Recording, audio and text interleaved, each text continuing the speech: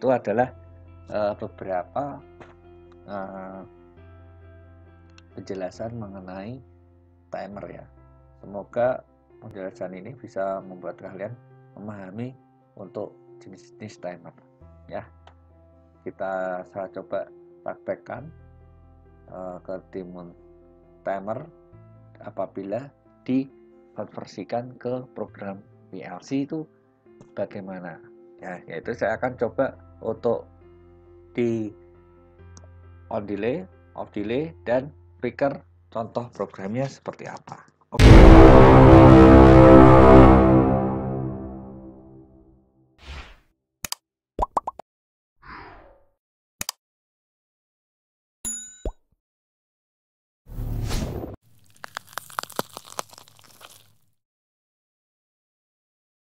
Oke sobat, sebelum masuk ke demo, kita akan melakukan atau sedikit membahas mengenai instruksi timer ya. Pada kesempatan ini, instruksi yang timer yang akan digunakan yaitu yang pertama ini adalah on delay ya.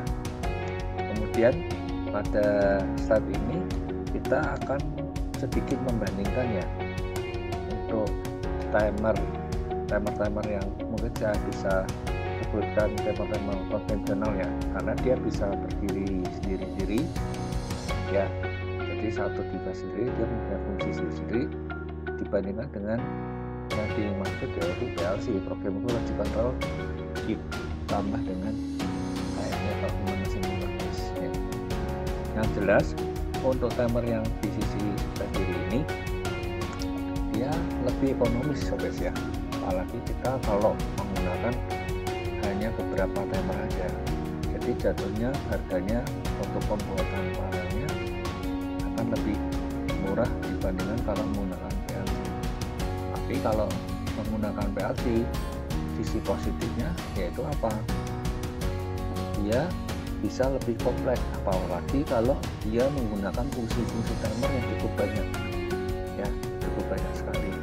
Jadi kita satu, lebih mudah maintenance, kedua yaitu lebih mudah atau lebih banyak space ya, yang ketiga yaitu tidak perlu banyak wiring yang harus kita wiring.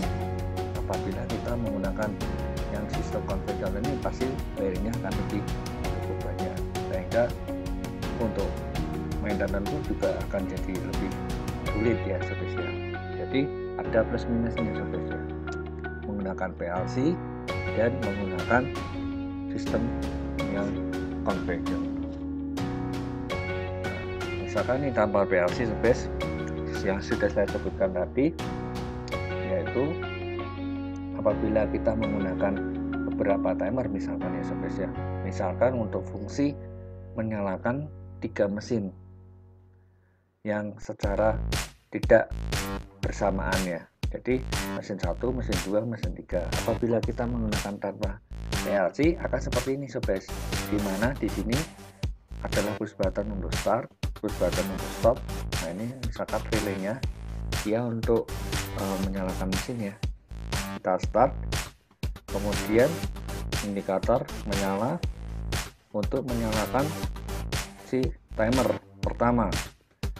Timer pertama misalkan kita setting 5 detik misalkan ya, 5 detik, kemudian setelah sampai 5 detik mesin akan menyala ya, dan setelah mesin menyala juga akan menyalakan timer yang kedua ya, dia kita setting 4 detik misalkan, mesin kedua juga menyala dan menyalakan timer yang ketiga, itu baru kita bisa menyalakan mesin ketiga apabila kita setting 2 detik misalkan, 3 detik. Jadi misalkan seperti itu, wiringnya seperti ini kurang lebih ya skemanya ya.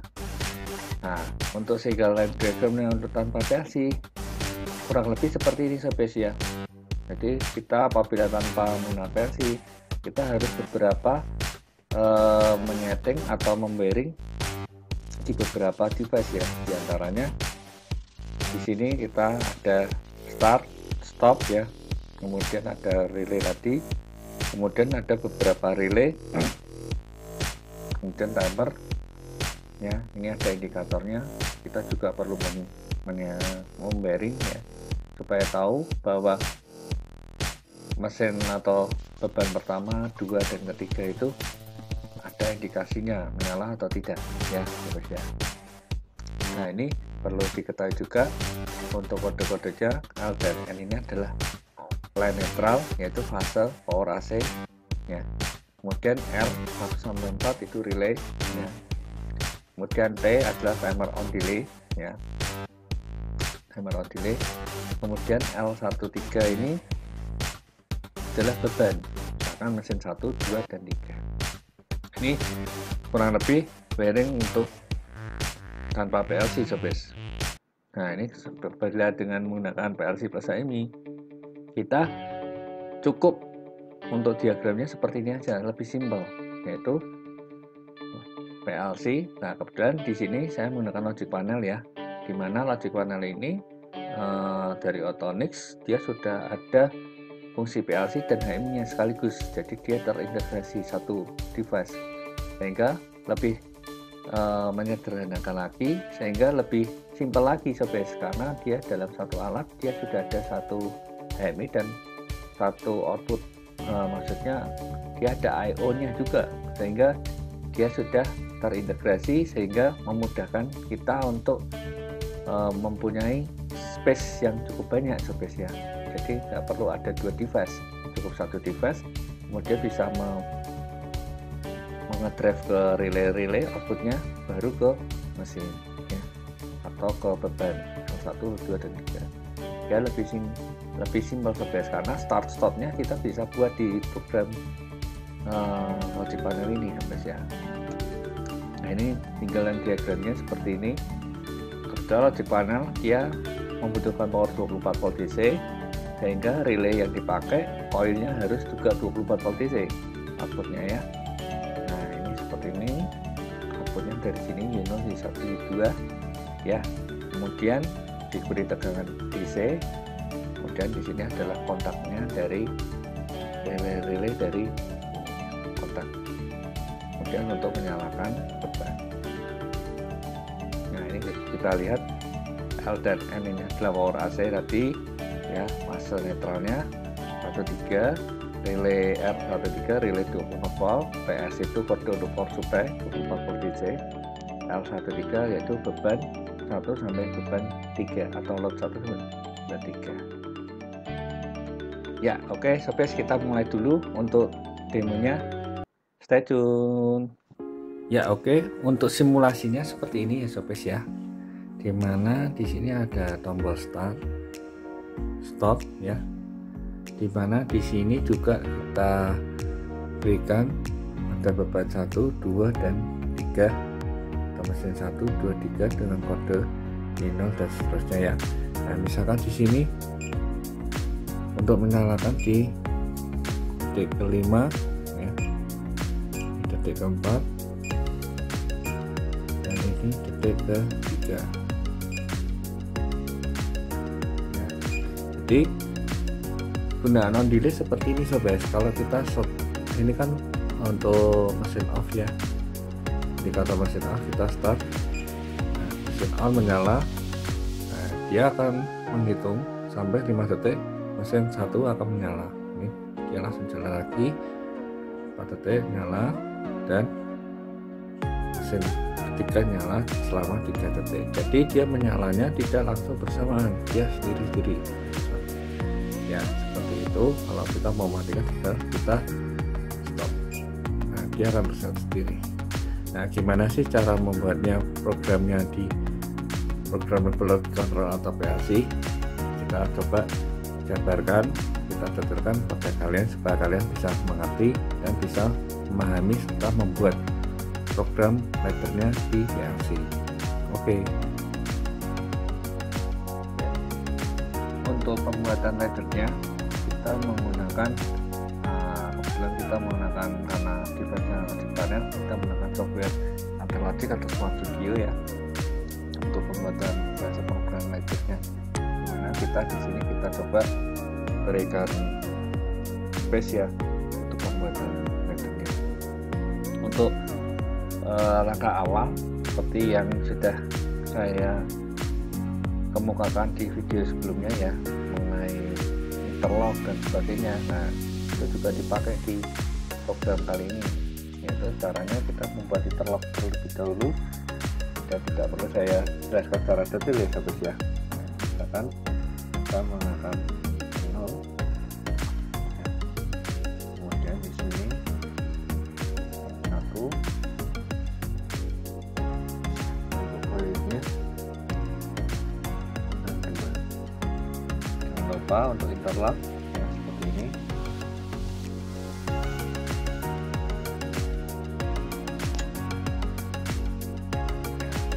Kemudian ini sebagai di sini sebagai startnya ya, ini stopnya.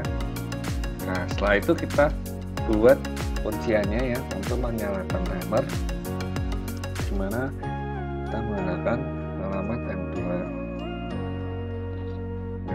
Dan ini M2 ini sebagai indikator mesin on atau off ya di HMI-nya tadi ya. Kemudian kita buat instruksi timer. Nah, instruksinya itu kita bisa menggunakan di sini ya, aplikasi instruksi, atau kalian bisa menggunakan shortcut menggunakan tombol di keyboard kalian, tekan F10 sobat ya. Kemudian kita kasih timer on delay. Kebetulan on delay ini kita lihat di sini ya, timer on delay ini menggunakan instruksi timer T-on sobat ya. Nah, dimana T-on ini terdiri dari penulisan alamatnya, tracingnya seperti ini sobat. T-on spasi OP1 spasi OP2. Kemudian OP1 itu apa? OP1 itu terdiri dari T dan W. Nah, biasanya ini digunakan sebagai satu nilai aktual kalau timer itu berjalan ya, alamatnya di situ ya. Kemudian yang kedua yaitu sebagai nama si timernya itu sendiri ya. Sedangkan untuk OP2 adalah nilai settingan sobat ya, bisa menggunakan alamat X sampai 15. Apabila timer yang dipakai waktunya sudah tetap, kita bisa menggunakan interval langsung, misalkan 5 detik ya 5 detik. Tapi kalau yang fleksibel bisa menggunakan variabel-variabel huruf yang ada di sini, pertama yang kita gunakan yang D ya. Misalkan kita coba di sini T-on ya spasi T0 spasi D. Kemudian kita kasih kontak dari si timer ini, karena dia kalau sudah tercapai dia pasti akan mengaktifkan sesuatu. Nah, kontaknya menggunakan T0 ya. Kemudian kita enter. Nah, di sini untuk menyalakan beban pertama yaitu Y0, kita bisa menggunakan instruksi F9 output instruction coil ya. Karena kalau Y0 ini adalah output eksternal. Jadi kalau output internal, memori internal bisa menggunakan M atau input memori internal. Input output memori internal itu menggunakan M, addressing M. Sedangkan kalau input eksternal menggunakan E, output eksternal menggunakan Y. Nah, kita bisa menggunakan 9 ya. Y0. Nah, ini sama seperti ini sobat ya. Kita kalau ingin cepat kalian bisa copy paste aja ya, seperti ini, atau kalian bisa ketik seperti tadi langkah-langkahnya. Kalau yang ini kita tinggal copy paste aja sobat ya, karena ini bersinggungan atau berhubungan langsung dengan timer sebelumnya. Nah, ini Y0 nya sudah tercapai atau aktif, maka ini dia akan memberikan kuncian ke sini sobat ya. Ya, alamatnya Y0. Nah, ini T-on, kasih alamat D1 ya. T-on D1 D1 ya. karena variabelnya beda-beda sobat. Nah, ini kontaknya T1, kemudian itu mengalamatkan Y1.